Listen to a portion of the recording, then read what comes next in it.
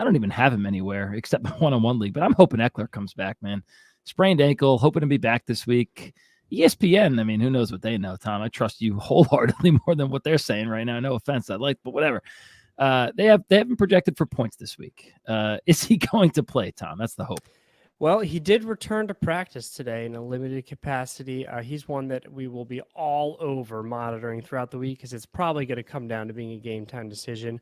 But we got to keep in mind it's likely, based off the videos, although they haven't officially announced it, it's likely a high ankle sprain. So with that, you have some potential issues with stability of the ankle as the two shin bones, the tibia and the fibula, are separated from one another. So even if he plays, we could expect some impact on his explosiveness and his production there. And I believe their bye is week 5. So if there's any speculation on is Ekeler really ready to go, he's definitely going to be at a higher re-injury risk. We know that an ankle sprain renders a player 26%, or there's a 26% chance that he's going to re-sprain it based off the medical literature. But obviously, the longer you wait in rehab, that percentage is going to go down. So in my head, I'm like, why the hell would they not just rest him this week, then get the bye week, come back week 6 ready to ball out? But they may be thinking about it differently, and they may put him back in there this week. And if he does play, he still got to start him, obviously, because he's such a beast, but I just wouldn't expect the typical Ekeler production that we're used to. So this will definitely be one that I'm all over throughout the week. My big concern here would be not even the fact that he might not play, but something like you said, he comes in and maybe he's limited, right? And what I think the beauty about Ekeler is I think you'll be able to find social media on him where he is just blatantly honest with us. And he says, yeah, guys, listen, I have me on my fantasy team, Ekeler. I'm be on a snap count this week. That's the best about him. He'll tell you everything, but we're hoping that he's back. And it's just, again, something to keep a close eye on. And I don't like to be a quitter, but I'm quitting Josh Kelly in 2 of the leagues. I put him in. I was like, I said, couple weeks. I said 2 weeks ago he was a must start, and I stand by it for the moment, right? Like at that time, I was like, yeah, he's going to fill in. He'll at least do something. 2 weeks ago, no good. Last week, man, 11 carries for 12 yards. He's not getting it done. I don't know if you could blame the team in the offensive line because I don't know if I've seen Ekeler have a line like that before. So I'm not playing Kelly this week. There's no way I'm risking it. Can he go off? Sure. I'm sure he could have a good week if Ekeler doesn't play, but I can't do that again, having 1 or 2 points and ruining my week like that. 2 guys left. This one's unfortunate. Mike Williams, a season-ending torn ACL.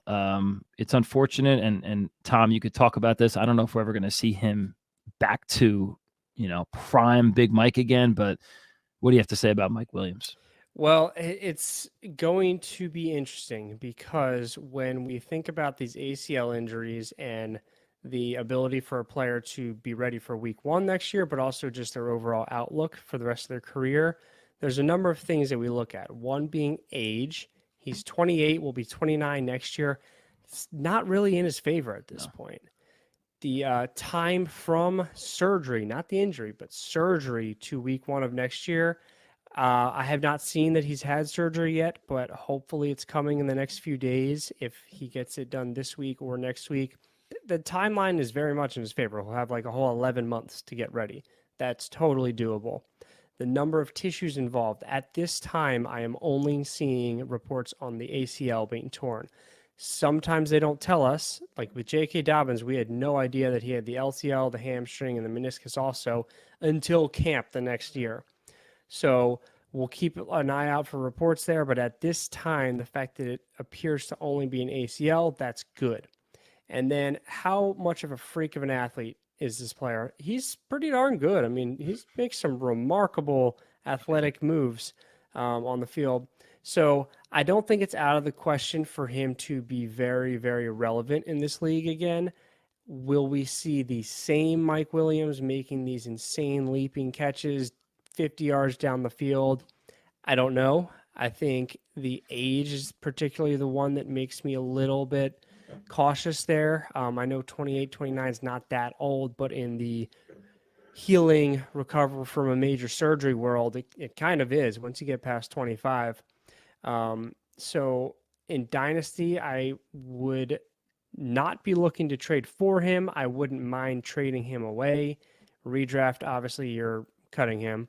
And then next year, he certainly could be productive again. But this is also a team that just drafted a first-round receiver and has Josh Palmer, who's an okay player, a young player on the rise. So it'll be interesting to see how invested they continue to be in Mike Williams in the future. It's extremely thoughtful and well said. And we, of course, wish the best to anybody that has a major injury like this, especially Big Mike. And maybe he will come back again. But you talk about a freak athlete, man. This guy could win jump balls, those 50-50 balls. He was special to watch. And they are going to miss him. But, of course, like anything, they do have to move forward. Obviously, they have Keenan Allen, who right now is looking unbelievable. Another guy, Tom. 18 catches for 215 last week. That's pretty good. 20 targets, just like Devontae had 20 targets. I'm impressed with 18 catches. I'm more impressed that he caught 18 out of 20. And he threw a touchdown, Tom. Yeah, he threw one to Mike Williams. Are you kidding me? He did. It's crazy. And I'm trying to figure out for myself, because I invested heavily. We talked last week about into Quentin Johnston. But I also picked up Joshua Palmer. I'm just trying to figure out, not really in the short term, but what would you say long-term wise? Who would you prefer rest of season in redraft, Joshua Palmer or Quentin Johnston? Long-term, I think it's Johnston. I mean, he's just got more of that big play in him. I think he fits the Mike Williams role better.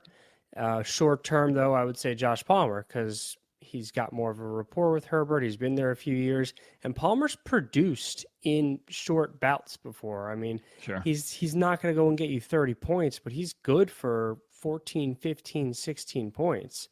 So I've targeted both of them in numerous leagues, and I think I ended up getting Palmer in a few. I wasn't able to get Johnston, but I have no hesitation of starting Palmer this week.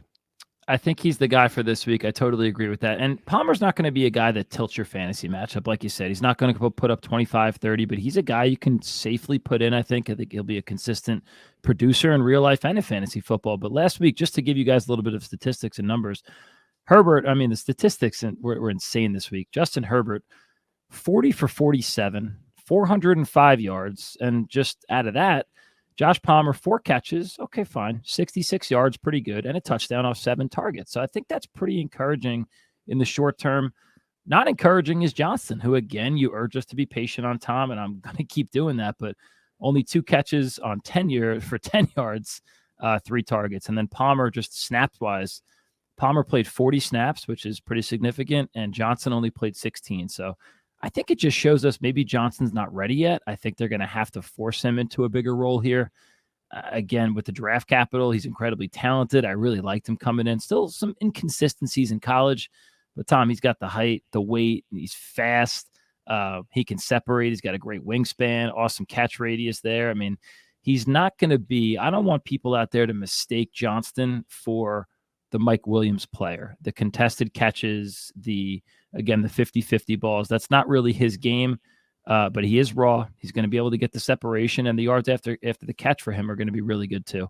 So again, Tom, I think I agree with you. Palmer in the short term, but I'm definitely holding on to Quentin Johnston the rest of the season to see how that pans out.